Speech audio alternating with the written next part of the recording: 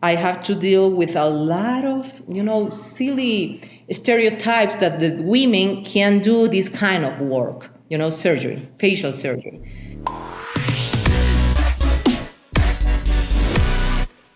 Hello and welcome to this edition of the Rhinoplasty podcast with me, Dr. Cameron McIntosh.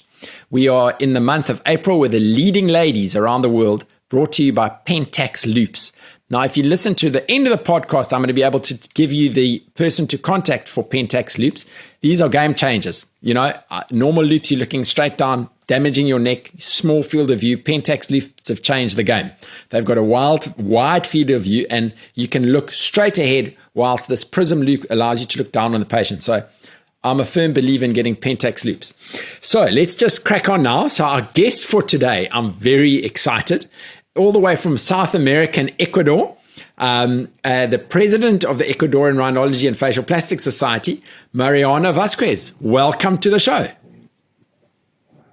Hello, Cameron. How are you? How are you doing today? Hey, Mariana, I'm doing great. I've had a lovely weekend of recording all the leading ladies, and it's a Sunday night, so end of the week for me, and it's nice to have a cherry on the top of the cake by interviewing you. Cam, this is the first time that I'm going to share part of my personal life, and I am so pleased to do this. Very good, very original idea. Well, Mariana, thanks, man. It's for, a lot of the speakers, the influential speakers who are around the world, and they're all on the show, we used to hearing these great talks, but we want to kind of get into who are these people, what makes them tick, how did they end up doing what they're doing. So I appreciate your vulnerability in that, and also just appreciate the fact that you can take time off on a Sunday from your family to come and talk to me. So tell me a little bit more about yourself. Okay, how can I describe myself? I can consider myself a very active person who really likes to enjoy life, who likes to learn everything every day, who never stays behind, who likes to be surrounded by family and true friends, who is very passionate about her work, very well organized, and expects the best always in her field, the rhinoplasty surgery. Well, that's great. But now, how do you balance that? How do you become the president of the National Society? You speak on many webinars, and yet you married twin 18-year-old daughters. How did you manage to marry all of that together? I think it's because when you really feel passion for what you do, you really find the proper time, for each thing of your life. For me, it's very important, my work, but also very, very important, my family, my kids, my husband. I think that the part that really bounds to us and to deal with this is because we are involved in the medicine field. My husband is a plastic surgeon. I am an otolaryngologist and a facial surgeon. So my kids are studying medicine. I come from a family where all my brothers, 5 brothers, are doctors. My father is a doctor. So this is my life. Medicine is my passion and my love. That's why. That's amazing. Okay. So, but now tell me, I'd be interested because we've interviewed ladies from different parts of the world, and some of them have had some tough times as a woman in facial plastic surgery. What's your experience been like as a woman in facial plastic surgery?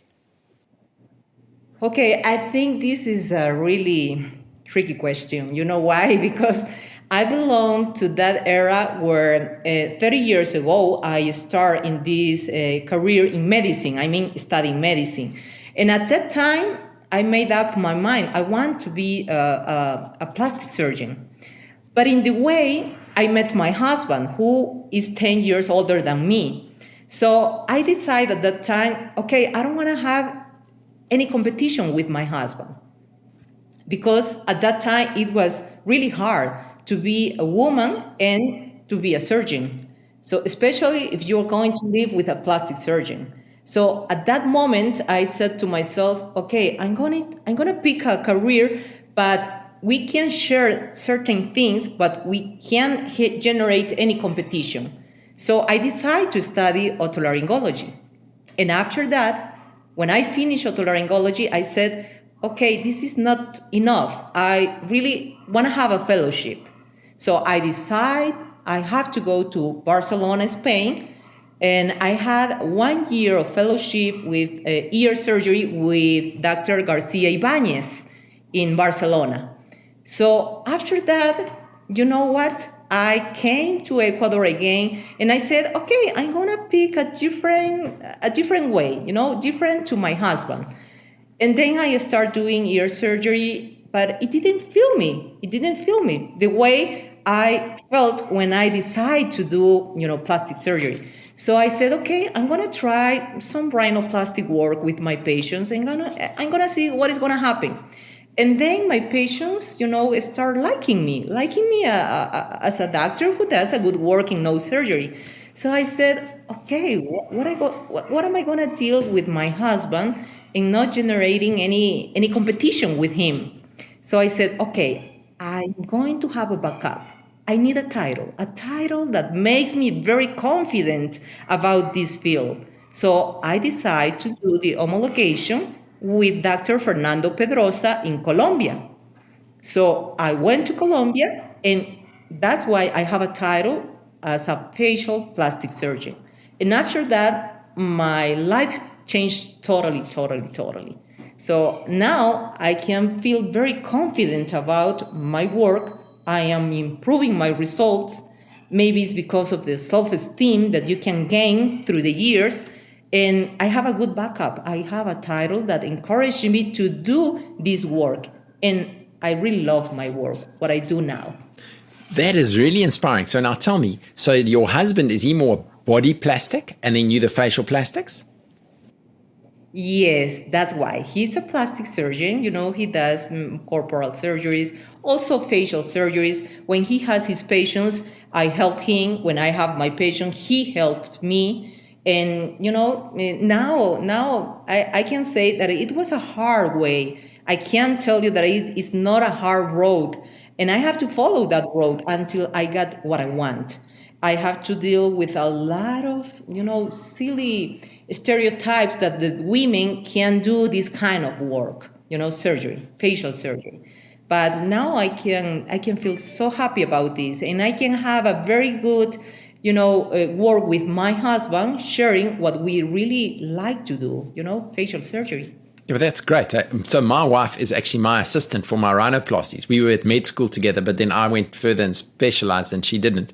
But it's quite nice. So you can have a bit of husband and wife time in the operating room at the same time. Yeah. So Mariana, Let me tell you, it's not easy. It's not easy, but at the end of the road, we can make it. We can make it. And you know what?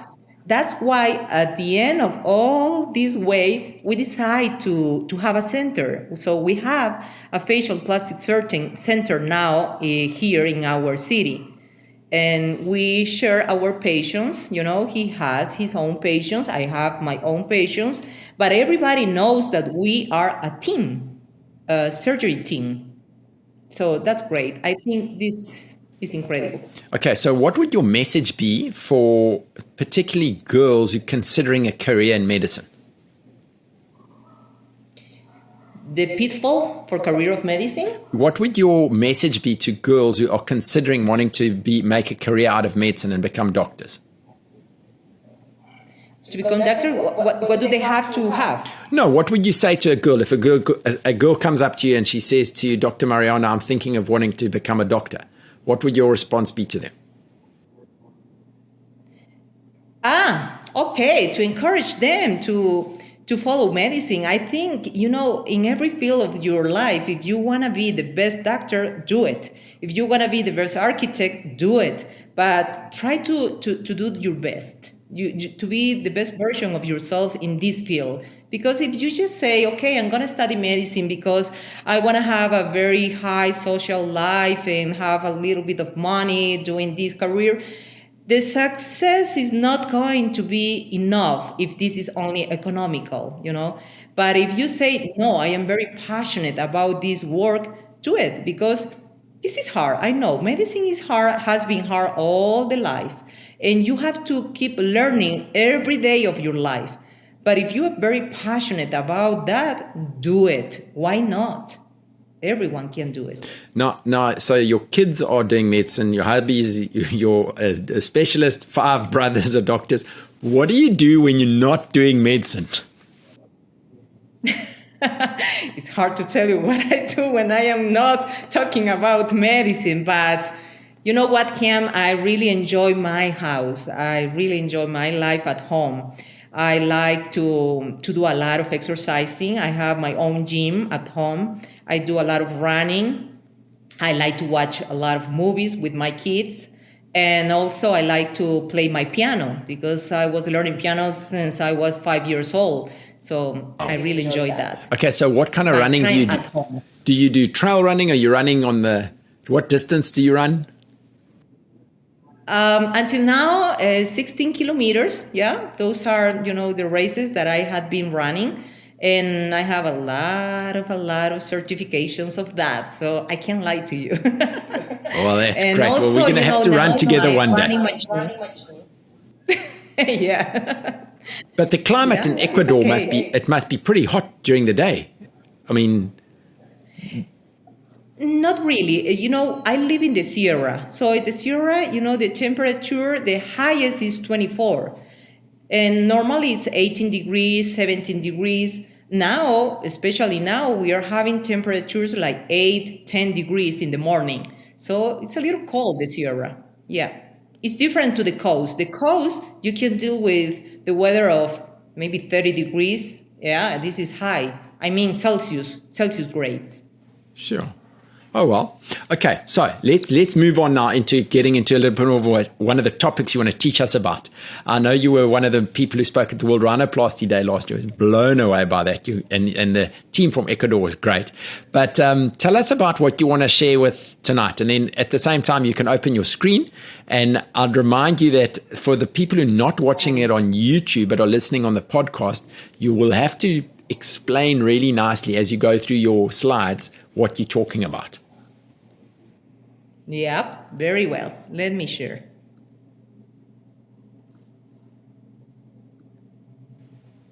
So does your husband also run with you? No, now this is a work that we made together with my husband. This is the use of connective tissue in rhinoplasty. So, are you watching now this? Yes, thank you. That looks great.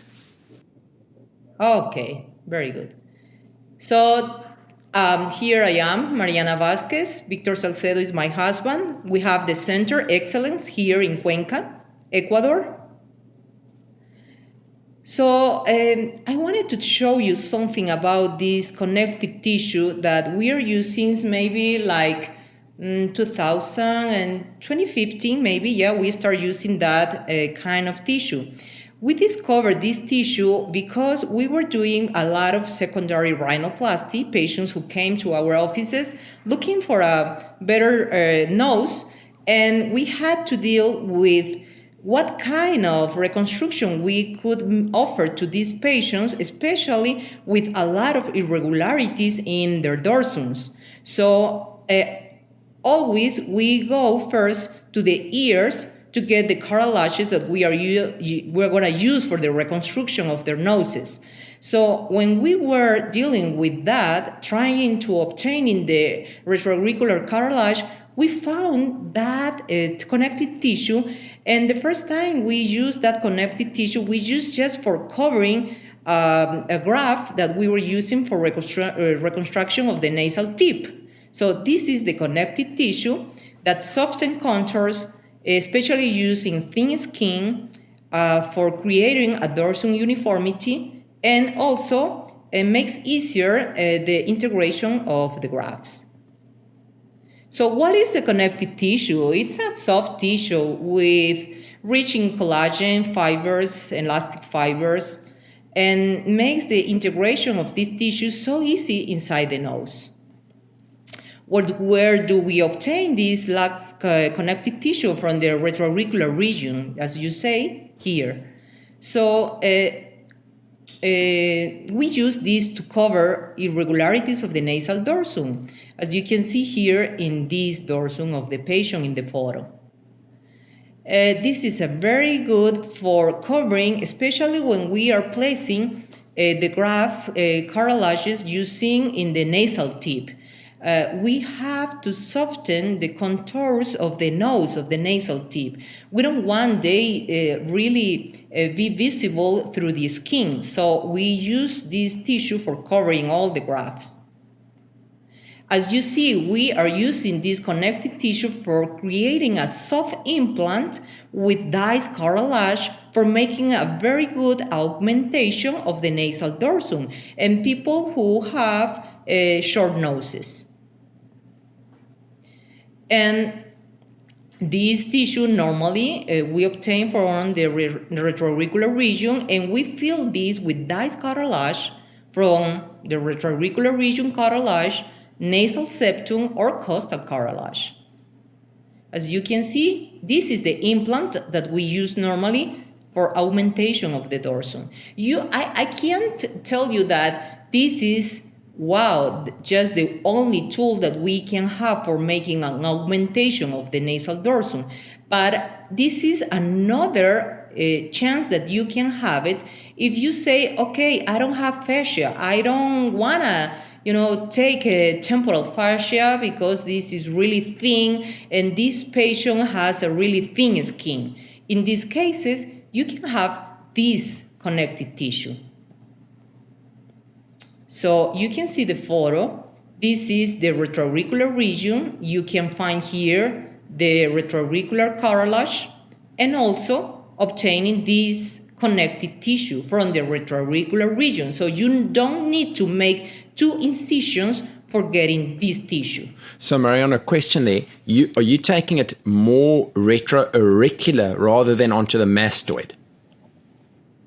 Yeah, more retroauricularly, because we start, making the incision in the middle part of the concha. So after that, we start doing our work, because if you go really more to the temporal bone, you're gonna find the muscles. It's gonna be so bleeding, and you don't like to find a lot of blood in your field. So you just start where you get the retroauricular cartilage. You can see in the photo the diced cartilage. We are using, in this case, retroauricular cartilage. We dice that cartilage so little. And then we fill that, making the implant from the retroauricular region, the connective tissue, with diced cartilage. Then we do the insertion of soft implant in nasal dorsum with superior and inferior external fixation, because you need to be so secure that you are going to place this implant in a way that doesn't create any deviation of the dorsum. And what I told you before, we published 15 patients doing this technique for dorsal nasal augmentation, and we took the measures of this implant before, the short nose, and after the surgery with the implant. And we could, accomplish that the millimeters that we need to create for this new dorsum were all the time conserved during the time. So this is really cool, not only because of the photos, not only because it's a subjective thinking of the patient, it's because we made the measures of the dorsum. So the height of the dorsum, to the radix, to the middle portion, and to the nasal tip. So it keeps the same height during the years. That was made, this study, in 2017, yeah. And this is the video. No, ahí está perfecto. Sorry, I like to put a lot of music when I got a surgery. I hope that's your own piano music in the background. This is the incision, and I am just, taking out the retroauricular cartilage, and then I am creating with the connective tissue that implant, and I am dicing the cartilages. This is retroauricular cartilage. Normally, I don't like to crush. I like to put in the same way that you see inside using an insulin syringe, and then I fill the implant with that diced cartilage inside the implant. And then I try to close, I saw all that with Vicryl 4O, and I close the implant properly in a very good way so the diced cartilage is not getting out. So now I'm using in this patient, because this was a patient who had 4 surgeries before, so I didn't have any septal cartilage for making the reconstruction of the nasal tip. I was using a septal extension graft from retroauricular cartilage. And then I am placing now the implant of this connective tissue in that nose. As you see, 2 points of fixation, superior and inferior. And that's it. I think this is a very, very good choice for reconstruction of nasal dorsum. This is very, very good. How much? I like especially the results. In the Ecuadorian population and the rhinoplasties you do, how much dorsal augmentation do you do? Is it quite common to build up the dorsum or not really? Well, I can tell you something now, especially now, I don't find really a lot of surgeries for making dorsal nasal augmentation, but I have a lot of surgeries, secondary surgeries, where I find a lot of irregularities in the dorsum. Those horrible irregularities with thin skin and a lot of fibrosis that makes me very good cases for doing this technique. Not for augmentation, for covering with the tissue, with connective tissue in the dorsum. So makes very, very good. So as you can see, the result is not, noticeable, because you can see there is a high and hard collapse of the nasal tip of this patient. He couldn't breathe. He couldn't, use the nose for breathing. And the first time that he visited to my office, he told me, "Hey, doctor, I had, 4 surgeries in my nose. I don't know, what can you offer me?" So I said to him, "Did somebody tell you about this?" And he told me, "No, not until now." I said, "Okay, let's do it. Let's use this connective tissue in your nose and make the reconstruction of that nasal tip and the alar cartilages with the ear cartilage." You can see. Wow. It's great results. Eh?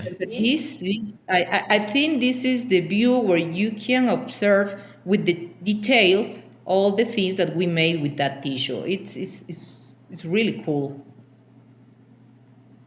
You see, this is the lateral view. You can see the height of the dorsum. You can see the better projection and rotation of that nasal tip.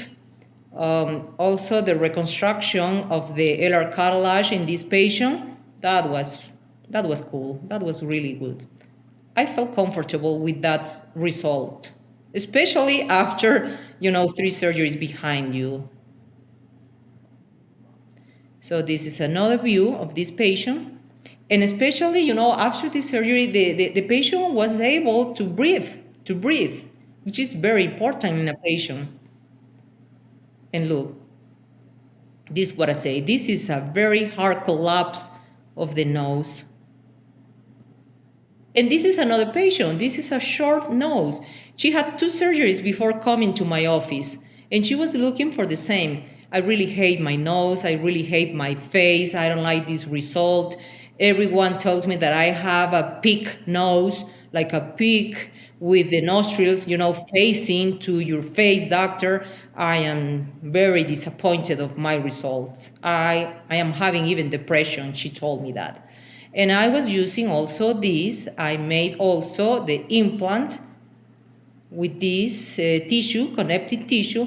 As you can see, you can see in the result that she has 3 surgeries, counting with my surgery, 3 surgeries in that nose. You can't realize, because it looks like a normal surgery, that it was the first time that she had the surgery. Look at this. So I think it's a good tool. I like to recommend this for my So, patients Mariana, now. do you use the connective tissue in primaries ever? Or is it only in these Yeah, secondaries? yeah, even in primary surgeries, yeah. I start only with secondary surgeries, and then I realized why not in primary surgeries, where especially when I find thin skin. Have you seen those really thin skin that lets you visualize all the bones and cartilage through the skin? Have you seen those? I have a lot of that here in Cuenca. So I just offer this tool because I know that no one likes to see through the skin all what is behind the skin. They like to see a beautiful nose, but they don't want people know that they went under surgery. I don't know if that happens in South Africa, but here, oh my God, here all the patients are demanding for those kind of surgeries, And natural so I want to ask you a surgeries. question about the connective tissue that you get retroauricularly. So if you're not going to be putting Dice cartilage in, you're just going to be laying it over the dorsum. How much of the nose do you lay over? And then more or less, how big is it? Would it be come from the radix right to the supratip break point? How big a piece would you normally put on if someone does have very thin skin? Okay, if a patient has a normally really thin skin, I normally do for covering the graft. If I'm going to use a graft in the nasal tip, I just cover the part of the graft that is going to show through the skin. For example, if you use a sheen in the nasal tip, you just cover, the upper part of the sheen. If you are using in a pec, so you just cover the upper part of the pec. So you can't abuse of this connective tissue, because if you believe that you are going to cover the whole nose with the connective tissue, what you are going to find as a result is a really thick nose without the break point of the supratip, which is really bad. Look at this. I think those are results that I like to see in my patients, natural results. You see? Yeah, no, it looks beautiful. That's what I wanted to share with you. Sure. Well, thank you. That's a very interesting tool to add to the armamentarium. The last question on the graft is, how thick is the graft? Obviously, you must also bear in mind if the patient has thick skin or not. So as a general rule of thumb, it's with a thin skin patients that you use it more than with a thick skin patients. In the way that I shape the connective tissue? Yes, or please. What? Yes, that would be great. Well, you obtain that tissue from the retroauricular region. You just place in the, I don't know, in those graph little things that you have for, making. You have to get rid of any fat that contains that tissue, because the fat makes you thicker the nose.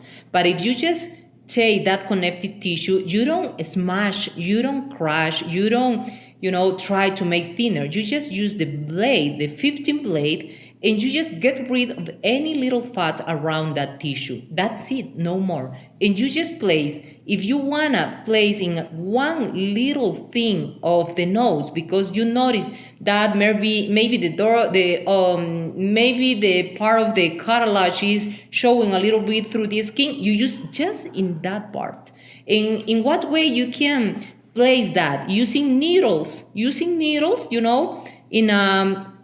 in a way that you saw as I use placing the implant inside the nose. Well, that's awesome. It's so easy. It's so fun. I've got a secondary revision, tertiary revision tomorrow, so I'm definitely going to be using this in my case tomorrow. Very good. Very good. Let me know the results. No, I will. So tell me now, we've chatted quite a lot. It's been very interesting for me. I think it's a very clever tool to use. How do you now, you kind of, where you're at now, been in this game for 30 years, you say, been doing medicine. Where do you see the future of rhinoplasty going over the next decade or two? Well, I think, it's a matter of time, because the future of rhinoplasty, I will see a lot of women involved in this field of rhinoplasty in the future, because they are, trying to break the stereotype of that certain specialties are meant only for men. So I can see that now. I can see a lot of women who are doing very well done rhinoplasty work. And I can see also in the future, because this field of rhinoplasty demands a lot of detail in the surgery. So I can see that nowadays, I can see some tools that you can use for making those little details of the dorsum, especially of the dorsum, very well corrected using certain tools like, for example, those ultrasonic rhinoplasty, tools that make you the ability of correcting little details. Because perfectionism is really now so high in the people. I don't know if you can see the same, but I can see my patients, or maybe it's because I am trying to offer that my patients demand perfection in their noses. They are looking at the mirror like 40 times a day after the surgery. So before the surgery, I try to make them realize the little details that they have in the nose. So in that way, I am not going to have a lot of surprises, in the post-op. I am doing that, and I see this is the future of the rhinoplastic, the perfection in the result. They are very demanding patients now. Yeah, I think it's just in the generation we're in, and selfies and how much more social media, etc., there's involved. So when it comes to a patient coming to see you for rhinoplasty and you show them these very small little differences, do you take photographs, and do you morph with photographs and talk to the patients about what their result could be like? That the pre-op, I really like that interview with the patient. I normally take like 1 hour and more of, time, because I really need to know what is inside the mind of the patient. Sometimes what is good for you is not good for me. What is beauty for you is not beauty for me. So I try to clear what is inside that mind. So normally I take the photographs of the patient, then I say to the patient, okay, with these photographs, let me show you in the Photoshop, what am I planning to your face?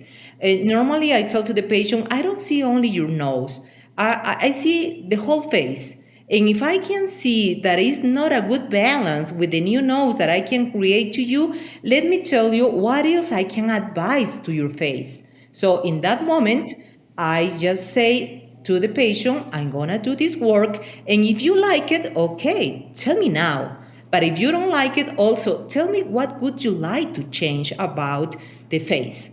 So in that moment, I do the work, I show to the patient, and the patient says, oh my God, I never believed that I could have that look. Oh my God, I love it.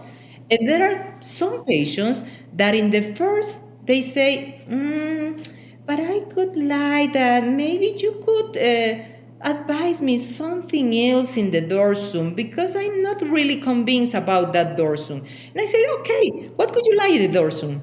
Do you like, higher? Do you like maybe low? And they said, I don't know, you just, advise me. And I said, okay, I'm going to create another profile for you. But if I see that after the second profile that I offer to the patient is still like not trusting the plan of your surgeon, I said to the patient, okay, I think this is the thing that I can offer to you. I don't know what the expectations of the surgery you can have inside your mind. I prefer really to let you go. This is the way that I can, avoid having problems with my patients in the future. And normally, the 90% of the patients, they said, okay, this is cool. I like it, doctor. But there are, certain patients that they don't even know what they want.